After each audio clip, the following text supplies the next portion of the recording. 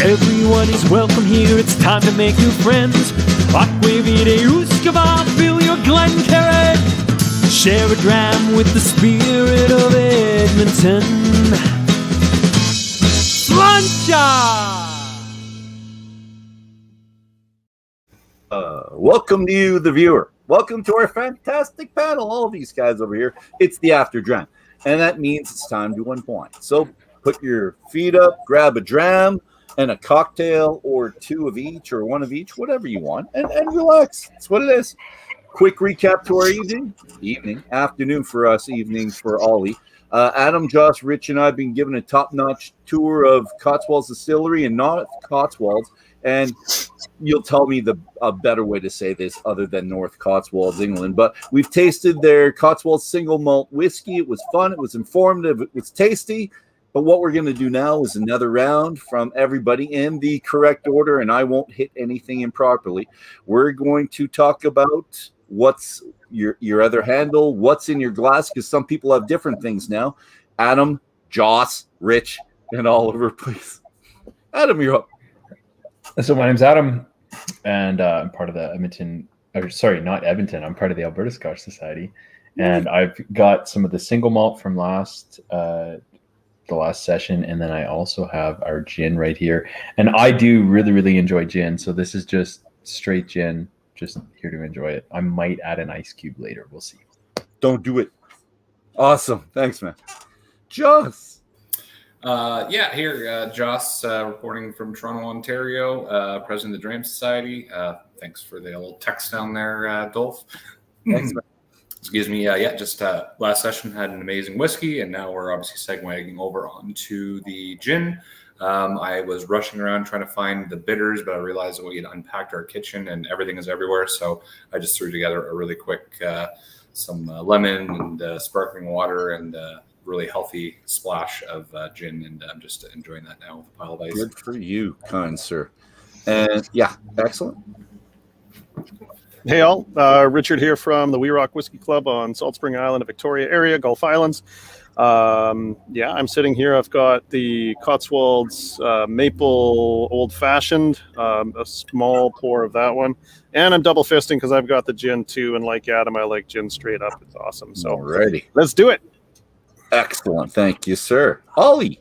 Hi guys, from the Cotswolds, live from the Cotswolds. Beautiful evening, sun's just gone down. I've got lots of Cotswolds single malt, and we're on to the gin next. If we've got time, I'm going to show you my perfect serve, how we create the best Cotswolds gin and tonic in town.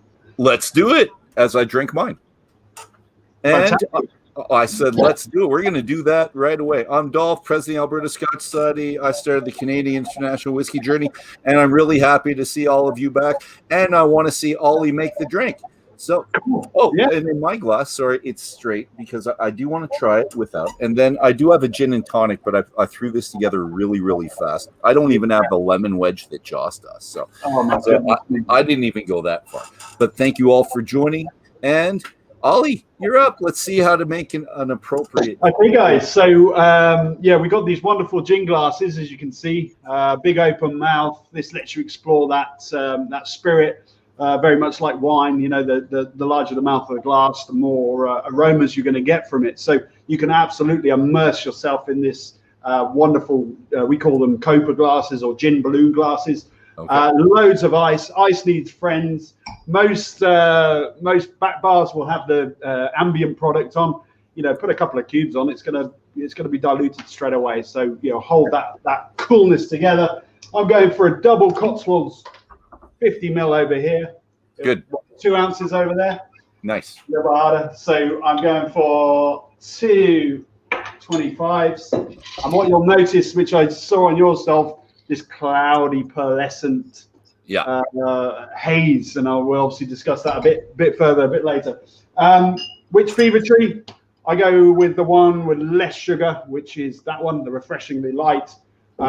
This basically has fructose rather than cane sugar. Your front receptor of your palate, of course, is the sweetness.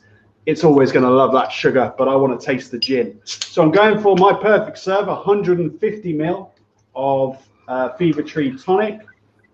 You can give that obviously a lovely little stir. Garnish, we're going for a lovely slice of pink grapefruit. Oh, nice. There's grapefruit in the gin, guys. The very complex gin. Why add more complexity to it? Keep that going. Keep that grapefruit always in there. Give it a stir through. And I've also got a bay leaf, menthol, eucalyptus notes. Okay. Absolutely should go in my gin and tonic. So that, ladies and gentlemen, is our cloudy gin and tonic. Our Cotswolds cloudy gin and tonic. Delicious. Cheers. Cheers. It is beautiful, and I do like the cloudy. So I think I did the same, except I might be 2.5 ounces of the gin. And I did do Fever Tree, and we didn't even plan this, which is kind of cool. But I used the whole Fever Tree. I used the whole thing with my 3 ounces. So maybe our I think it's really close, except I don't have the grapefruit, and I don't have the mint leaf, and I don't have the expertise to make this any better than what it is. So thank you very much, Ollie, for doing that for us. You're welcome. All right, let's talk about the gin. Let's do this right away. You started producing it right away, 2014. What's interesting is you state this. So it's a wheat neutral grain spirit, so NSG, that you get from Hayman's in Essex, and it comes at 96%. And it's been called your blank canvas. It comes in as your blank canvas, and then the botanicals that you macerate overnight for 15 hours, and then you put fresh botanicals in the morning after it's been macerated all night.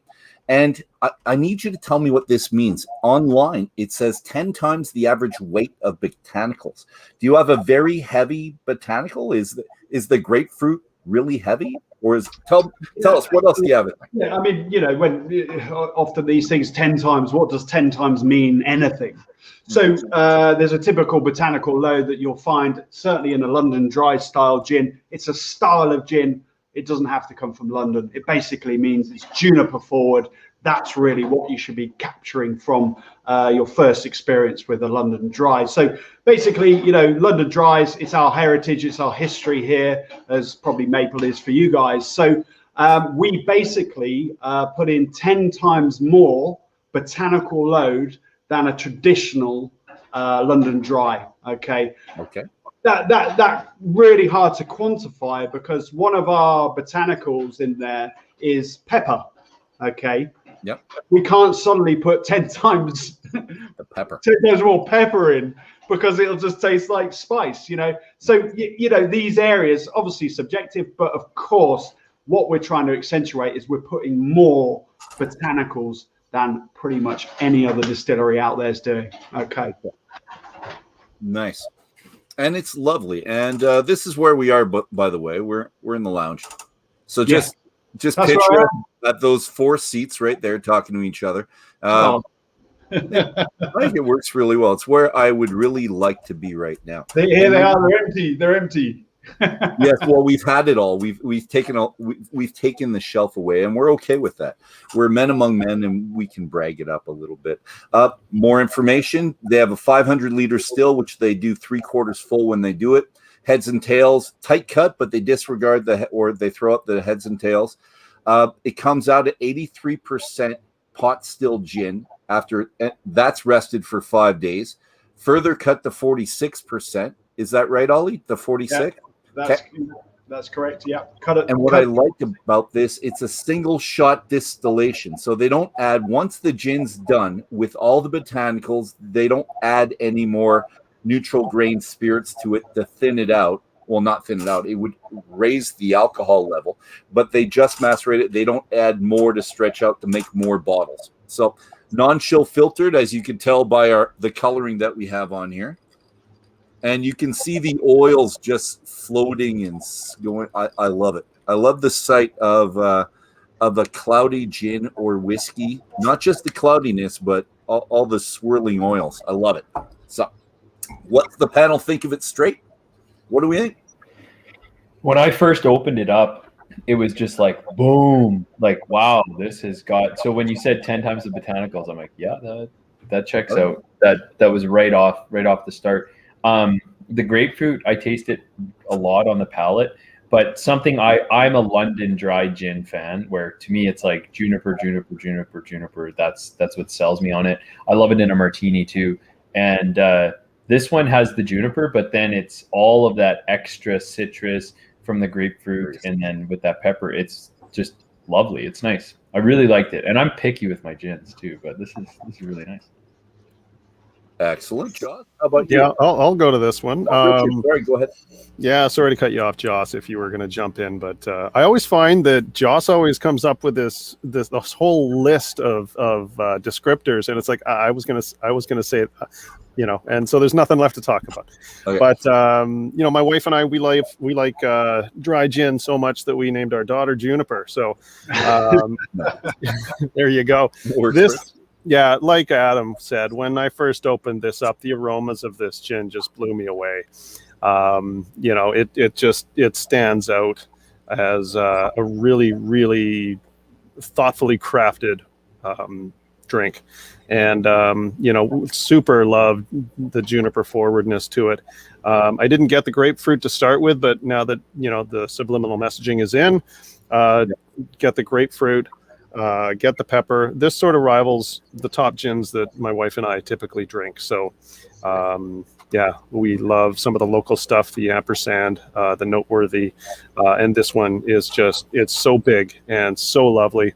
I like that it's not at 40% or 43. I think it's 46. Is it correct? Yeah, 46. So it carries that weight too. Drinking it on its own or in a gin and tonic, it's lovely. Absolutely lovely. Thank you. And does anyone have the bottle they could hold up? I left it on the counter, so just hold up that bottle right there. It's a good looking bottle, isn't it? Got some heft, got some weight to it. It's good. All right, Joss, what do you think? Now that Richard cut you off, so I'll say, Richard stole the spotlight there. I'm just kidding. I don't know a lot about gin. I'm not going to lie. I've foremost been a whiskey guy, and gin has usually been in my cocktails. Not to say I don't enjoy drinking it, but drinking it neat is something that is relatively new for me. Luckily enough, being part of these panels has allowed me to get my hand on an array of gins. So I was thinking this weekend I was actually going to start to lay some of these out so I could pick out the notes of some of them side by side. That being said, I really love with any spirit, I kind of find like it's very, the hardest thing is to find balance, especially when one is usually more dominant than the other. And this has just a lovely nose and a really an equally nice palate. They both seem just to work together quite well. And I'll have to remember that grapefruit trick. I like that. Excellent. Thank you. And the black licorice too. There's tons of black licorice in there. The black licorice notes. And do we call it anise, or are we just sticking with black licorice? It's good. Or fennel. I'm going with flavor. I taste black licorice because I don't chew down on fennel or anise. So, all right, good stuff. Yeah, I mean, what we didn't address was the actual 9 botanicals that are in there, gentlemen. The 9 botanicals that were chosen, like I mentioned back in the previous whiskey tasting, we had 2 distillers, Nick Franchino, that was focusing on the whiskey, and I think it was Richard who said it was thoughtfully crafted. This is where Alex came into the realm of things. Our first kind of distillery manager. He created. They knew they wanted a London dry style. So what's a London dry style? It's basically juniper heavy, angelica. You get that kind of. It's actually related to the carrot family, so it's slightly sweet but really earthy. Okay, so as a root. So you've got angelica, you've got coriander, this wonderful kind of green fruits, lemony. It's literally the brother or sister to juniper. They have to coexist in the gin. And then often a citrus for a London dry, and typically London dry was always lemon peel, because it was relatively easy to transport dried, through history, through barrels, etc. So Alex created the base, which was London dry, like mentioned. Without the lemon, he replaced that with grapefruit and lime. Okay, so what you've got is buckets full of grapefruit and lime as your citrus combination. You've also got a little bit of bay leaf. So bay leaf will bring in that kind of eucalyptus menthol note.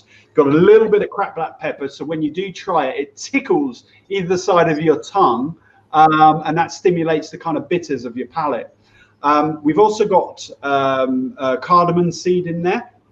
And one of our local botanicals, very similar to the concept of the whiskey. Unfortunately, we don't have juniper bushes here. We don't have angelica root there. So we obviously import that. We had to kind of anchor it with something we have in the Cotswolds.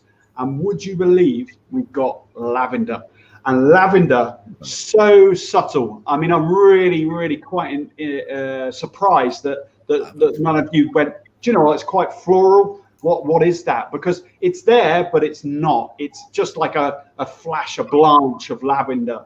And what we'll find with gin specifically, other than whiskey, like we were very subjective to aromas and flavors. You know, it was apricots, it was this, it was that.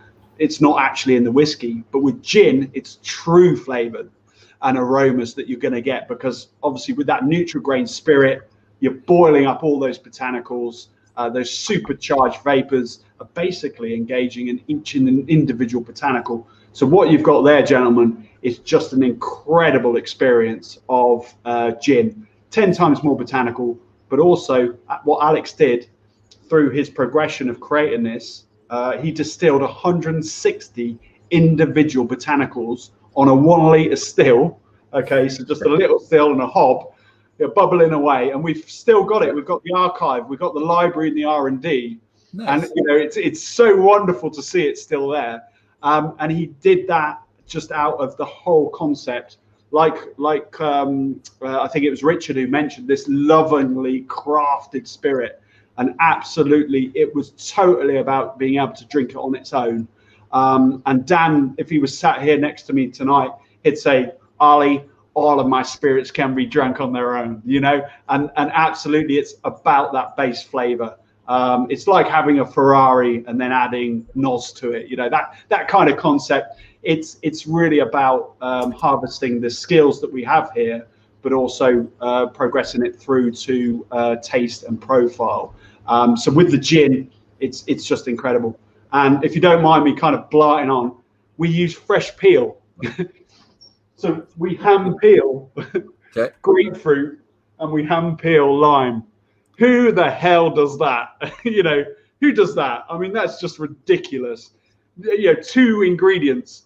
We laboriously hand peel over 400 grapefruit a week, and 500 to 600 limes a week. We still do, because don't forget, back in the early days, it was all about the whiskey. Whose job is it to do that? I want to know whose job is it to peel all of that? Who do you bring in? We got some Upper-Lumpers. They come along every Friday. Good. You'll see them. You're not allowed to pay them with whiskey anymore. It's our bottling team. We have a fabulous bottling team of about 6 guys. Obviously, throughout their week, they do bottling. But on a Wednesday or Thursday, they do peeling. And then we have loads of this naked fruit, and we bring it into our little shop in the distillery in the visitor centre, and we just give it away. There you go off and do what you want with it. And we also have a local jam and chutney producer, really kind of village-esque, if you like, and they make jams and chutney out of them as well. So again, it's all about this kind of sustainability of what we do. And involve the local community, etc. So I mean, freshly peeled, no one does it because it's so expensive, it's so costly. You would just use dried peel. Obviously, it would be a more of a business sense. But at the early days, we were just running off a 500 litre copper Holston, and we needed this product, this gin, to be the best it could ever be, because if it wasn't, how could anyone take us seriously as an English whiskey producer? So and some of the whiskey concept comes out in it. It's non-chill filtered, which means we don't filter the gin. That doesn't, because we use fresh peel. Why would we then want to extract the oils? which obviously come through the distiller anyway. And like mentioned, lovely heavy black bottle. They were actually olive oil bottles to hide cloudiness. Okay. And the cloudiness comes from obviously the emulsification of the oils that are still in it. And it's bottled at 46. And if you've got the same bottle as me, you'll see that there's 3 awards on it. One being the San Francisco Gold, one being the International Wine and Spirit competition, and one being the World Gin competition. Would you believe, guys, we lost points because it went cloudy? No, I wouldn't believe that, because they should know better. Well, they're just as traditional as, most people in the industry. And we lost points on because it went cloudy because it wasn't the traditional method. And of course, the only reason why it's always been filtered, it was because of its purity back in, the 16th century. Because once upon a time, it was purer, certainly in England, purer than water. Yep. And that's why we all got to drink lots of gin in the gin craze. And not fall sick afterwards. Richard's got... Oh, sorry, Rich. Richard? No, I was just talking to somebody in the house. It's all good. You're yelling at your children. I'm on. My dog's barking away, so I wanted someone to take her out before she created a fuss. That's all good. Sorry. Oh, that was a fuss. Rich has got a traditional whiskey drink, and we just made a traditional gin and tonic. And I want to know, because you're the mixologist, Ollie, you're the mixologist. When you're trying to create something, what are you looking for with gin compared to the single malt or whatever you have? What are you thinking in relation to them, that if you come up with an idea that this has definitely got to be a whiskey, this one's got to be the gin? Yeah. Wow, Rolf, no one's ever asked me that question. Be the first. Wow, yeah, you're going into the back office here. Okay. But yeah, to summarize, basically with gin, what I'm doing is I'm deconstructing. So I'm taking out every single botanical. And then what I'm doing is I'm versing profiles. So I'm going, what goes with juniper? What goes with angelica, etc., etc. And then I'm creating a flavor profile around each individual botanical. Okay. Then I put them all, and that's like a scoring system. So it's usually out of 5.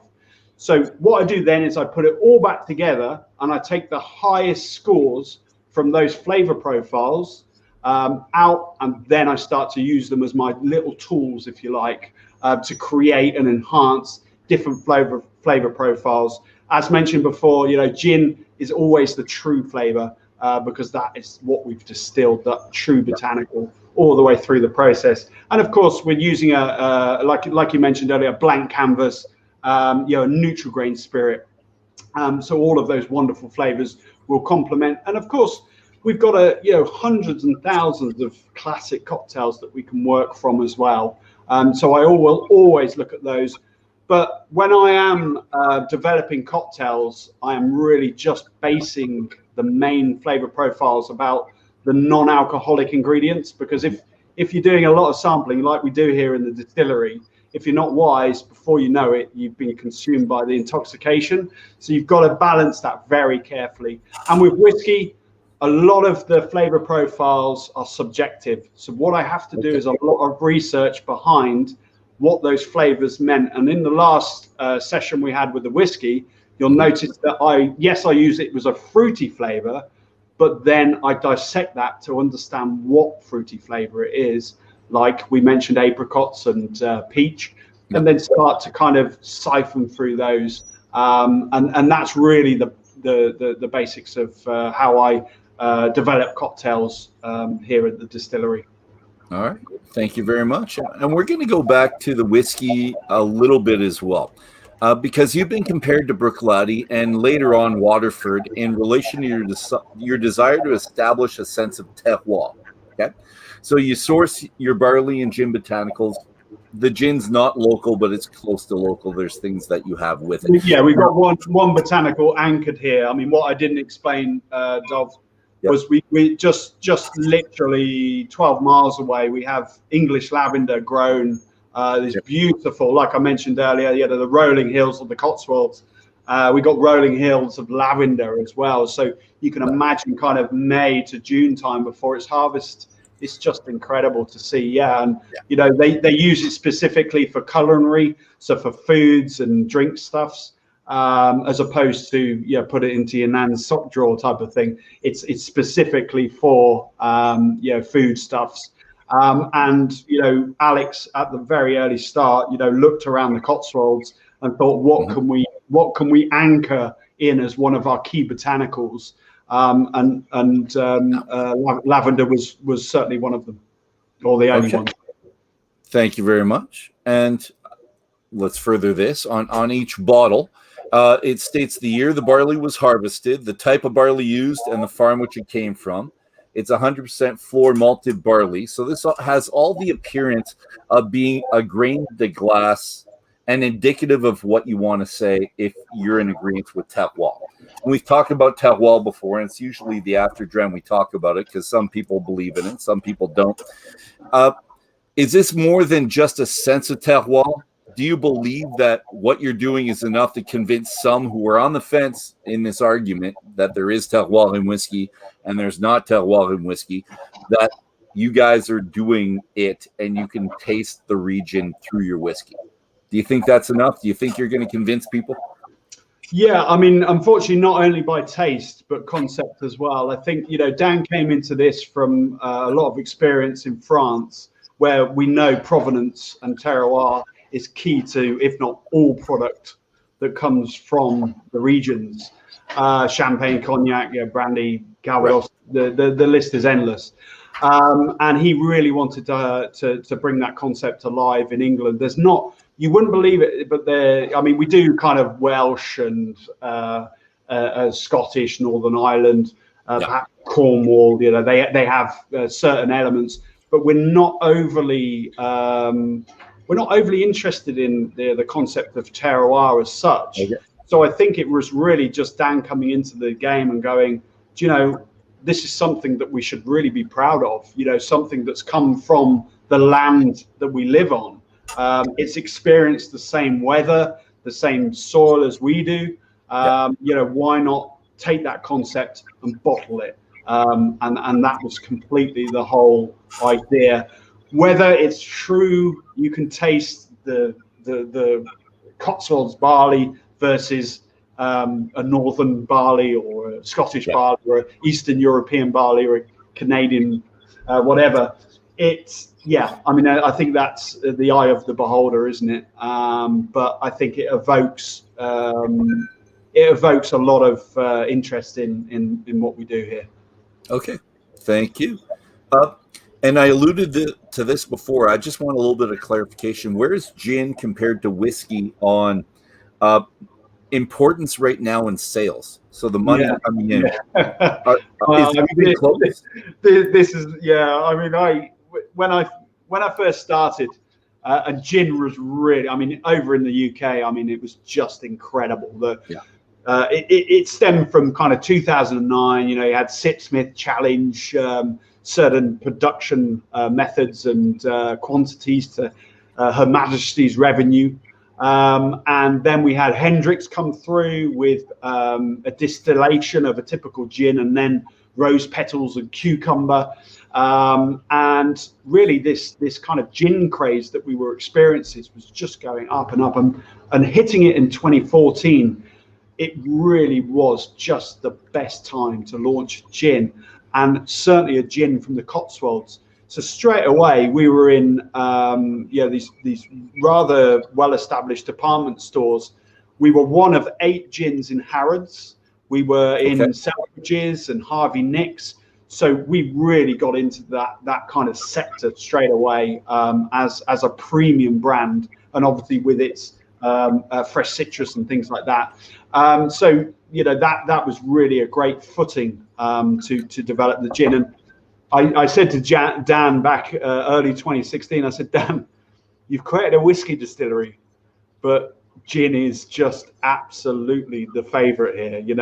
No one really gets, the whiskey, because we were sampling the neutral grains. We called it the single malt spirit. Okay. When we went out sampling, this very young spirit we couldn't call whiskey, so we individually bottled it and batched it when we were going out sampling with the gin. So Dan, he just could not believe the success of the gin at the time. Like I mentioned, we only had a 500-litre still, Copper Holston still, and we were doing this hand peeling, this 10 times botanical load, really emphasising the quality. And now we sit on around about 67% sales of gin versus 33% of whiskey. Okay. So there you go. That's your calculation. But he's still devoted to whiskey, though. He's still devoted. I think his heart's with whiskey. I think incredibly so. Yeah, okay. absolutely. We have evolved the gin to form different aspects of what we do here. We've created a barreled aged gin. We've done a hedgerow gin. We've done a wildflower gin. There's the question there. Yeah. It's the evolution of gin, isn't it? But what we weren't going to do is we weren't going to just put loads of sugar in it, up the ABV, few unsavory things going in there, and then putting it on the shelf hoping it'll fly out, which a lot of distilleries did over here. Not just distilleries, but also marketing companies. They basically came in, did a beautiful label on a bottle, bought the recipe from a big distillery, and then just sold it. So it is starting to plateau now, and we like to think that we're still in the game for a London dry style, and with our range of wildflower gins as well. We still are quite relevant in what we're doing here with the gin. Excellent. Thank you very much. And two questions. One, how many countries are you bringing it into right now? So country-wise, we're just over 30 now. We're about 33 countries. These include China. We've also got, which is something that Ed works on incredibly well, which is the international sales, the export and the likes. And we're looking to really channel the whiskey, mainly the whiskey, into South Korea, which, as we know, is just a huge market. And it's all about kind of following where that goes and how successful it's going to be. But it's the old 80-20 rule, how much you put in and how much you get out of it. Nice. Thank you very much. Questions from Adam, Richard, or Joss right now before I go on to something completely different? What's the long-term plan? You were talking about 2/3 right now. Your sales is in gin, 1/3 in whiskey. Long-term, once Cotswolds explodes and becomes as big as it wants to be, what's the sort of ratio that you're hoping gin to whiskey sales? I mean, it's always going to be 50-50, isn't it? That's kind of what we're looking at creating here. I think we're still going to be a long way off that, maybe a decade even away from that, because like I mentioned, although we're not bottling our whiskey with an age, so it's always going to be no age statement at this moment. We are still creating new styles, new different concepts, new woods, new different casks. So I think ultimately that's what we'll be looking for is just an even split of the two flagship products that we do. Nice. Thank you very much. Equilibrium is what we want. Equilibrium. Adam, Joss, anything else before I go on? Yeah, and a quick question. And again, you alluded to Waterford there with the terroir, and I was lucky enough to be part of one of their new make tastings. But nice. One of the I guess the whole point of doing a lot of these terroir experiments was, very similar to what you were talking about with the bitterness, or sorry, not the bitterness, but the various botanicals that you sort of were collecting intel on, and I guess for similar kind of building a flavor wheel around these different botanicals.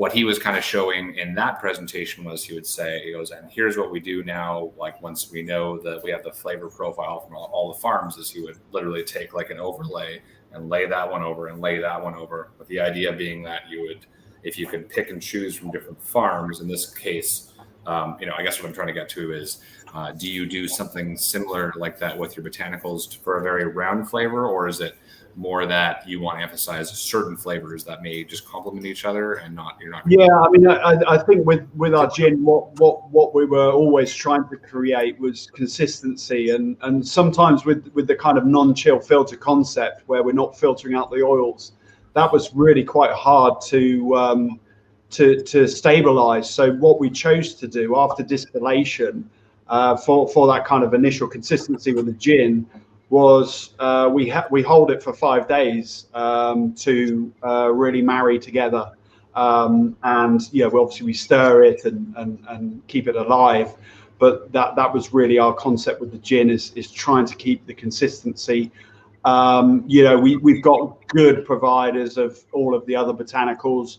We also have obviously the local botanical of the lavender. We know when that's cut. So really, I think with the gin, out of everything, we put the emphasis in the peel, the consistency of how we do that. I mean, that's why we have to hand peel it, because there's no machine out there that can keep it as consistent as hand peel, because we only got those little zesters. So we have to hand peel it to get the good chunks of grapefruit and lime.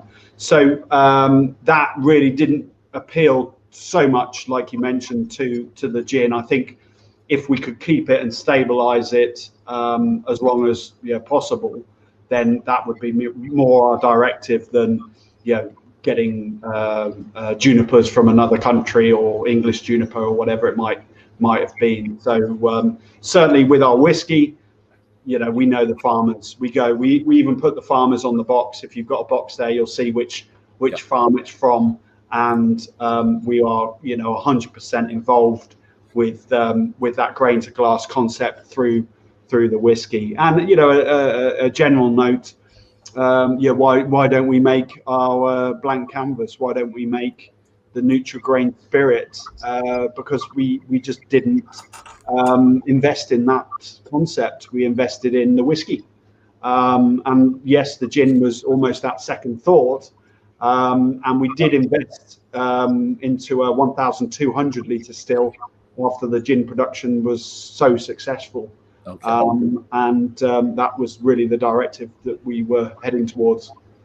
And does yours still have the possibility of the gin basic on top as opposed to macerating, where you could steam it? Can you do that as well? Yes, yeah. Okay. But as it stands, we will pot still and boil those wonderful botanicals in the Nutri-Grain spirit. Thank you, Ollie. Adam, Les, do you have a question before I go on? No, you can keep going. I'm going. All right. Well, I don't like to focus on COVID for too many questions, but I do need to know, because I saw an interview with Daniel. He said that they cut the production from 2 shifts a day to 1 shift a day. They closed 2 stores, and I just want to know, have things come back to normal where stores are open, everything's the same?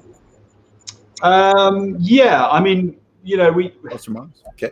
because we're classified as an agricultural sector in the UK, because obviously we're dealing with grain, etc.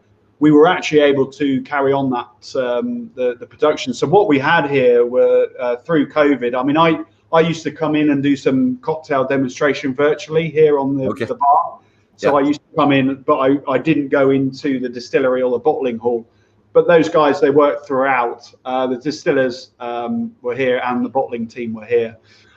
We had to shut, obviously, all of our retail sector, and obviously on trade, the bars, etc., were closed. So production obviously wasn't as relevant as it's always been. But we had just gone into some of the bigger stores. So over here, we've got like Sainsbury's and Tesco's and Waitrose. And literally in Q1 in 2020, we've just gone into one of the biggest stores, Tesco's, and our e-commerce, our online sales, I mean, they just went through the roof. And fortunately enough, we had invested some money into the e-commerce shop, through Master and Moles, and a few others that were high profile. So, I mean, we were up about 300% like for like on our e-commerce. So that really helped us get through the pandemic. And now we are open. We're fully back to capacity on tours. Okay. We've also got the gin mezzanets and the whiskey blending, and the shops are open. I'm back out on events doing tastings, and yeah, it's although it's still quite tentative over here, we're still a little bit, like animals crawling out of from under the rock. Yeah, exactly. We're like, are we allowed to come out yet? Yeah. We are we're an optimistic bunch. And, we just want to get back to some normality here and get that liquid into the hands of all of our wonderful consumers. What's kind of neat, and I noticed this online when I looked a while ago. I think I was online, probably not Christmas before, looking at the products. And looking at the products you have this year, there seems to be maybe double the amount of products. So I think you guys were quite busy during COVID times.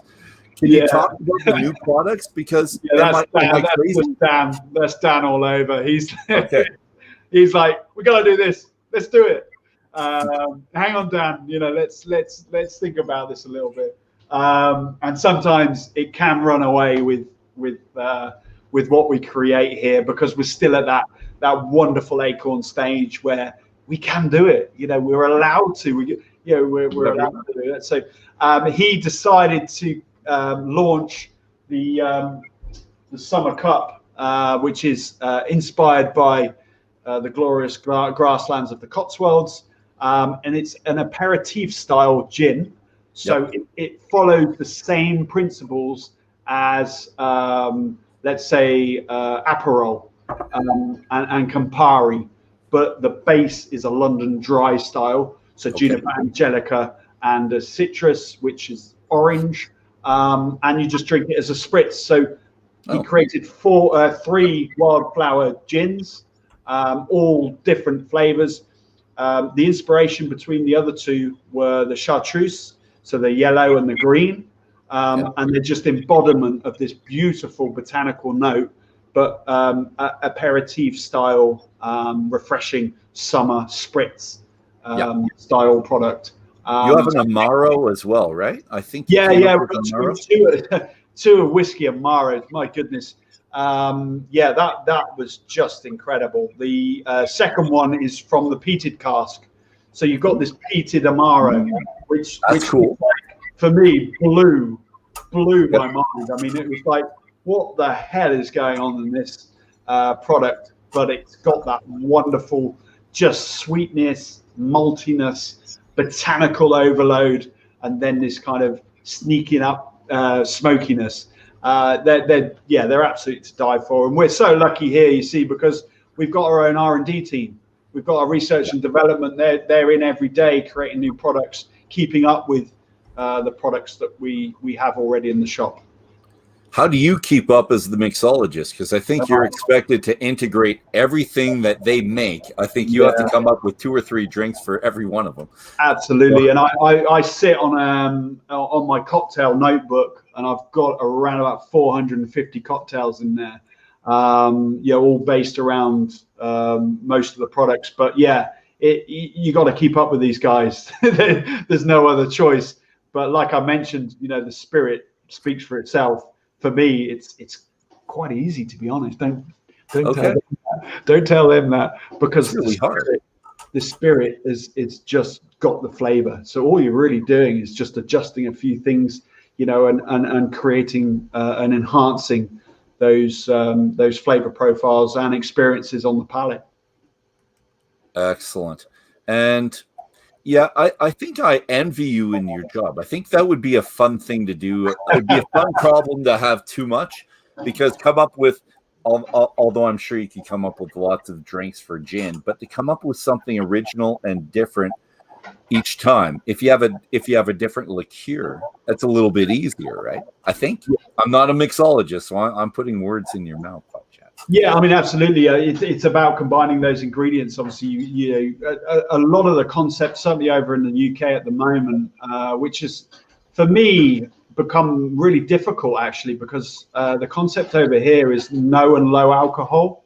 Yeah, so a lot of the younger generation, stupid idiots, they're caring about their health.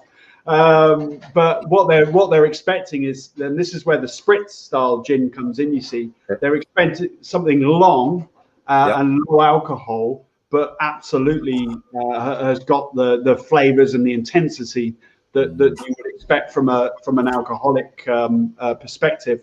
So because there's only so many highballs you can make before you kind of run out of ideas and concepts. So, it's almost about kind of bringing strengths down a little bit, introducing a little bit more flavor through the liqueurs. So although you've got this wonderful spirit, you kind of bring it down to a lower amount. Traditionally it's kind of 2 ounces maybe that you guys would convert to 50 mil, and just bringing that down to kind of 40, 35, and then lifting it back up with a liqueur strength product that's got all that flavor in as well, like the Amaro. For instance, so I mean, the whole thing is absolutely a balancing game. Perfect. Thank you so much, and you're a unique. By the way, sorry, Dolph, it is hard work. I believe it's hard work. I wake up every day and think, God, I got to go into the office again. Oh, horrible. No, for me, it's never been a job. It's just something that is just absolutely a passion. And the old adage, if you can do something that you like, do it. And that's work a day in your life. The stars aligned, if you like, and here I am.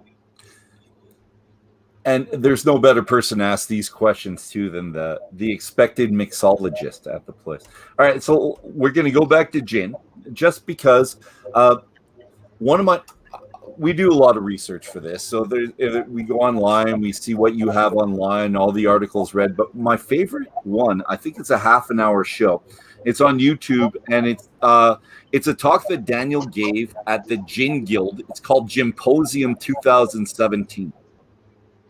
He loved the gin. And he said 2 things that I kind of want to bring up. One, they said, we're always going to make gin just because I have a love of whiskey, and whiskey's coming out, because at 2017 it was coming out right away. We're not going to stop making gin.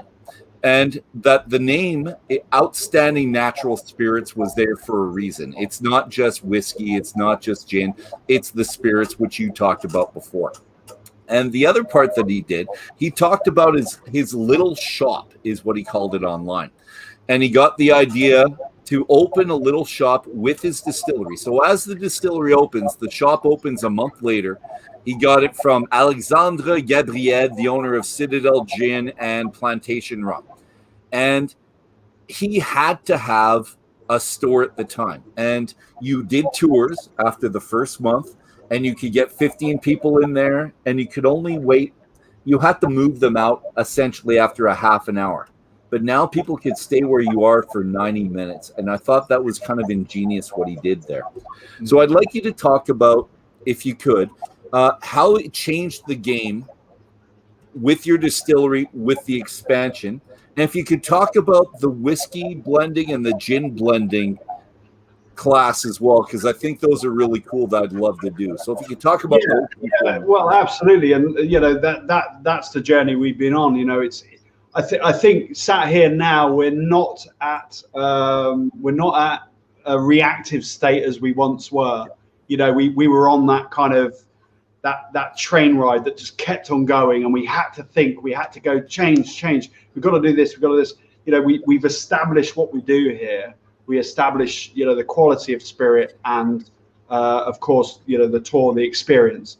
So we kind of got down to the brass tacks, if you like, and said, okay, well, the tours are great, but we want experiences. We want people to come. That's what the expectation of people are. Now they want an experience. They want something to put on social media. They want something to talk about with their friends and family. And for them to come and share the experience with them.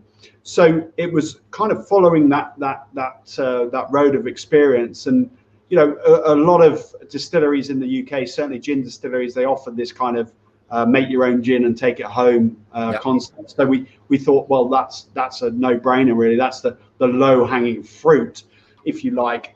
But what they can't offer, because they're not whiskey distilleries, they can't offer a blending class, whiskey blending. So that really set us up to be quite a unique English distillery, offering both gin and whiskey. And we didn't know what that would look like. We didn't know what setting up a whiskey distillery, creating gin, being very successful in it, and then having whiskey.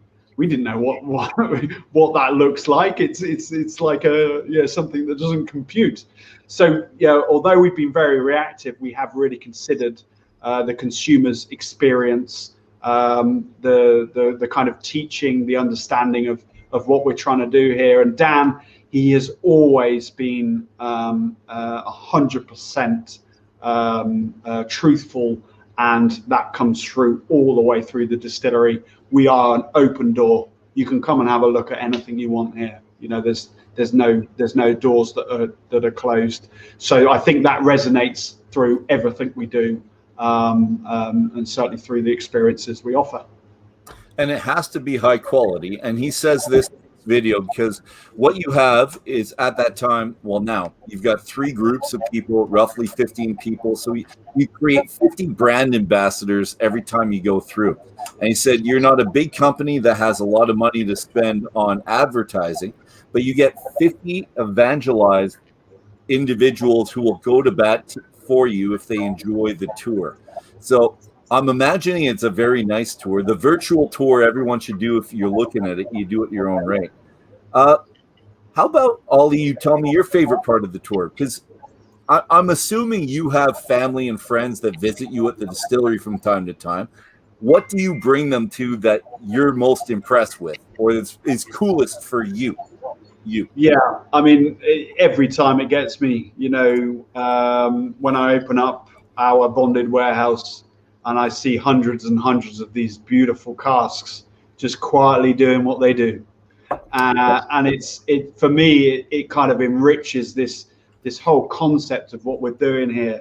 This complete organic transitions that are happening before my eyes. We've got the production, we've got the grain going into fermentation, with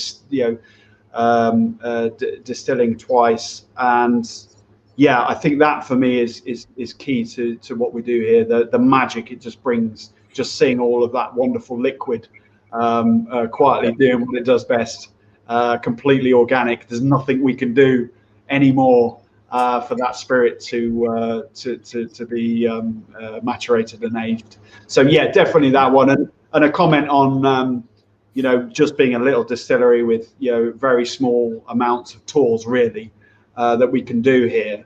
What we did, and I mentioned it earlier with the event side of things, when I came on board and we opened up this events company, this in-house events company, that was really the most reactive and cheapest way we could get the extra arm out there. So our brief specifically was to own the Cotswolds.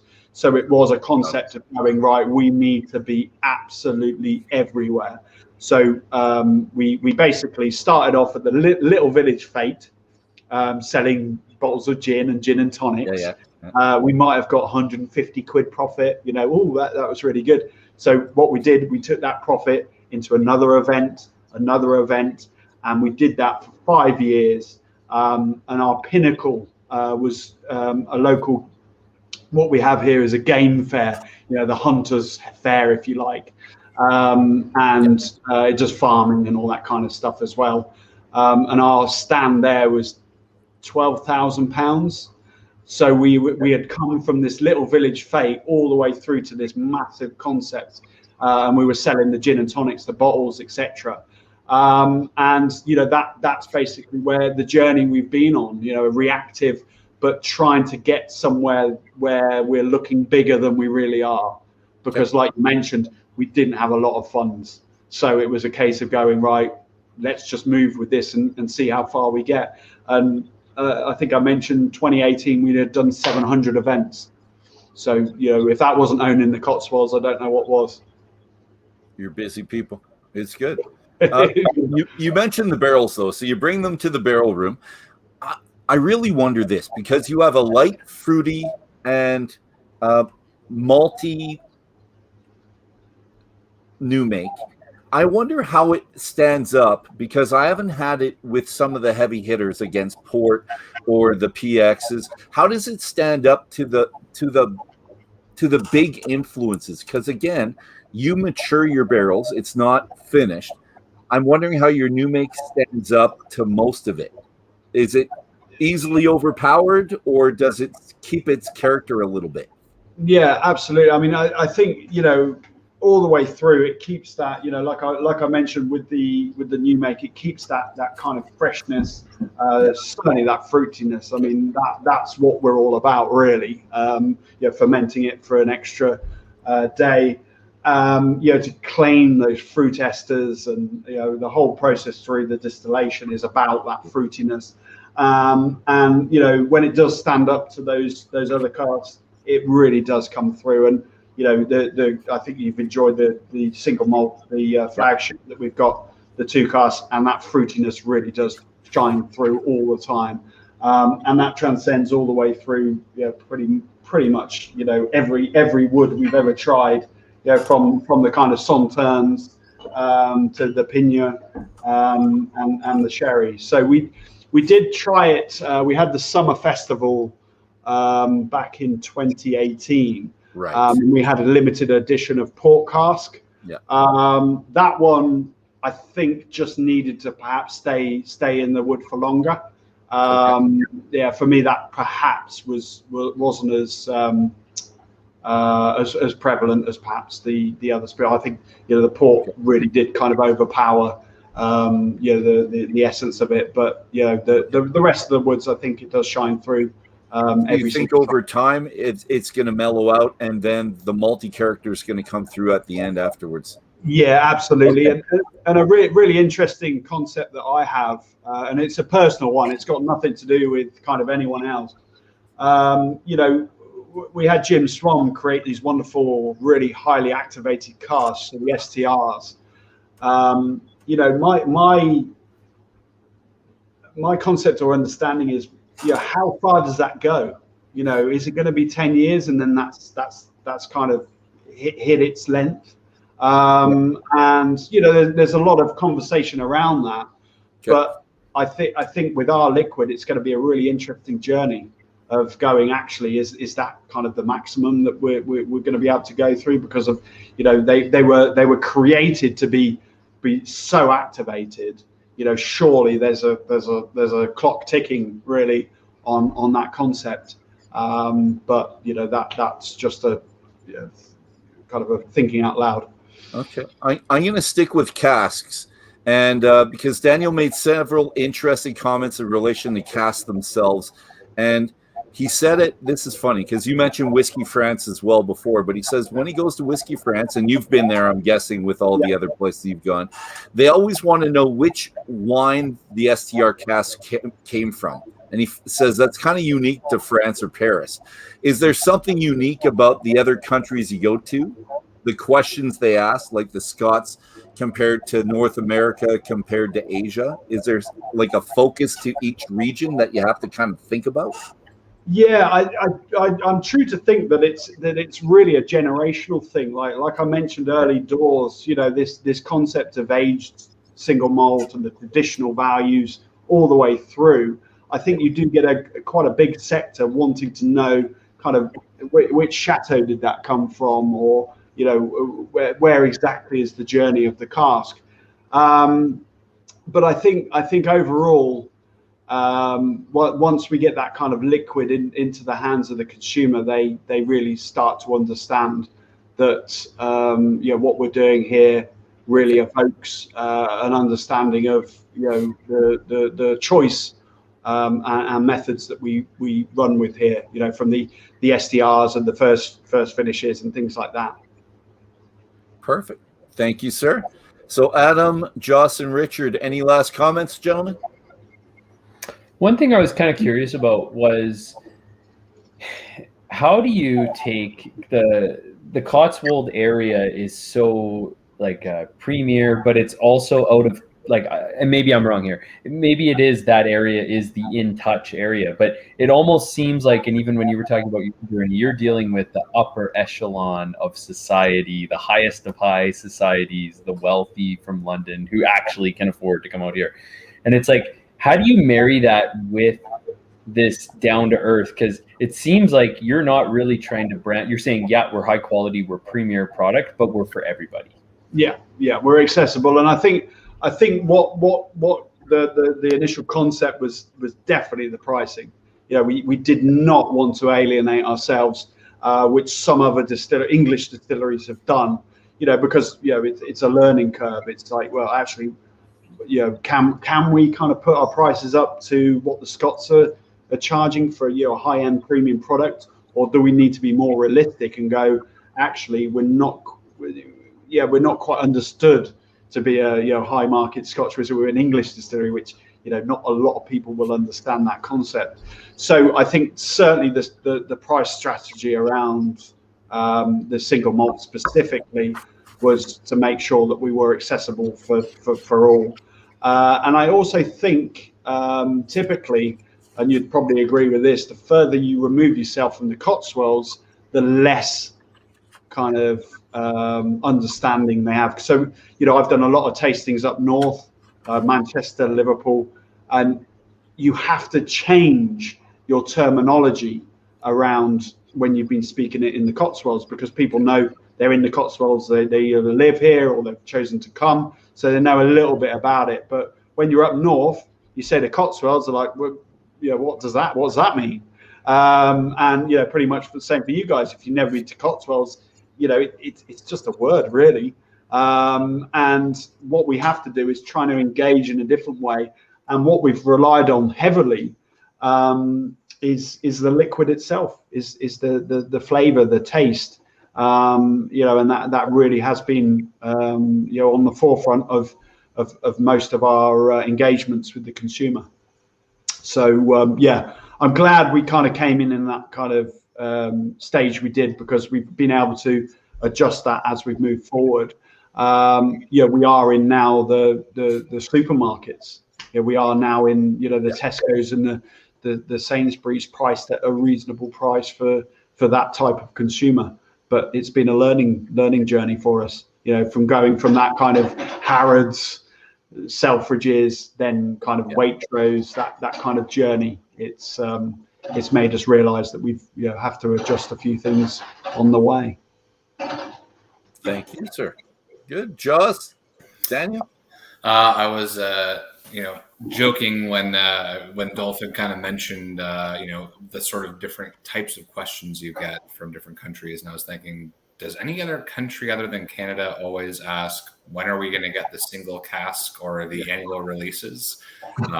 Something tells me we're not the only ones about that, though. No, my real question would be, are you guys doing anything kind of off the wall? Do you have, or are you allowed to speak about it? Or, some people have started to age things in like tequila casks, or cognac's a more recent one. I mean, is there anything kind of off the wall like that? Yeah, well, what we aim to do with our hearts and crafts, like I mentioned earlier, we've got our kind of staple whiskies, from the sherry to the SDRs. But what we're trying to do and capture with the hearts and crafts, like I mentioned at very early doors today, is that we're in the Cotswolds, and apparently that's where the craft, that concept came from.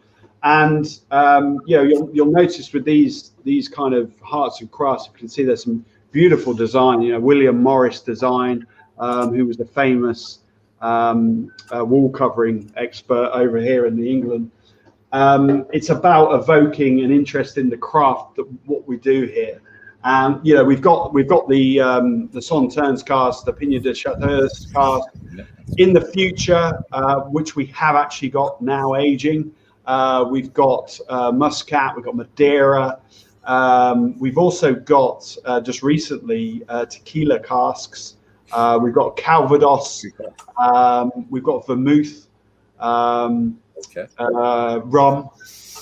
So yeah, I mean, we're open game on that. We're open season on so many different, and it's so exciting. You know, what's going to happen? What's going to come out of that? So again, these are more concepts around limited releases, I would say. We're pretty happy with our kind of main lines now, moving forward. I do love, and this is just a quick comment, Dolph, don't worry, I know we're getting to the overtime here, but I was just going to say that I love how much the industry has changed, at least especially for the newer distilleries that are willing to take these kinds of risks. Because if you talk to someone from like Glenmorangie, from Dr. Bill Lumsden, who had to basically cheat his way to get chocolate malt into his distillery and secretly stuff these barrels in the back because he thought he was onto something. Yeah. There's the story of the Signet anyways. But now, it's almost encouraged. It's like, how kind of wacky can we get? And I'm sure. Yeah. Really and I think that's so exciting. And I think that's why I'm in the game. I'm just loving, meeting this new generation of whiskey drinker, understanding that, whiskey isn't or doesn't just have to be this stuffy liquid that you've got to do so many different things around to be accepted. And I think that's going to transcend all the way through the industry. And I think one of the great quotes that kind of encapsulates that, sorry to jump in there, but and I can't remember who said it, but it was, it's a fairly recent one, but it was the greatest whiskeys have yet to be tried. They're sitting in casks right now because we're on such the frontier of these new kind of crazy experiments. But 100%. I'll leave it at that. I'll give Richard a chance to jump in here. Yeah, thanks, Josh. Ollie, just I don't have much to add. Just to summarize, this has been a great afternoon, morning and afternoon, and the gin just blows my mind in terms of the bigness of that flavor, which I absolutely love. And it does surprise me that you're going for consistency with the gin. Not surprised, but you've got the batch numbers on there. It almost is on an apology if there's one that's out of whack. But I encourage that, and that's what I like about the single cask journey and the limited expression journey. About just some are just going to blow your minds, and some it's going to blow other people's minds and not mine. And I love that. And the whiskey itself as well. It's as I said earlier, I'm looking forward to trying those annual releases and the single casks and cask strength stuff that you got. So thanks for bringing this all to us. It's been a fantastic morning and afternoon, and I'm excited for your future. Thank you. Thank you very much. Thank you very much. Great comments, gentlemen. And how about you, Ollie? Last comments from you before we sign out? It's just been an absolute pleasure to show you and talk to you about what we do here in the distillery. And when we get moving again, come out and see us. Absolutely beautiful part of the world, and come and try some of our wonderful drams here at the Cotswold Distillery. Thank you all very much for being with me tonight. Thank you so much. And a little comment there from Greg. We do, all of us, appreciate our Friday evening for you, and afternoon and morning, and we're happy you spent some time with us. So that's all the time we have. Whiskey brothers, whiskey sisters, whiskey friends.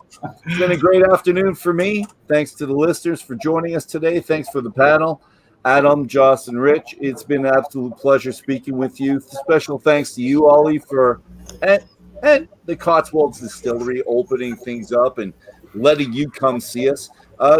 Join us next week, August 14th, 5 o'clock my time, 7 o'clock Eastern, for Cooperstown, New York.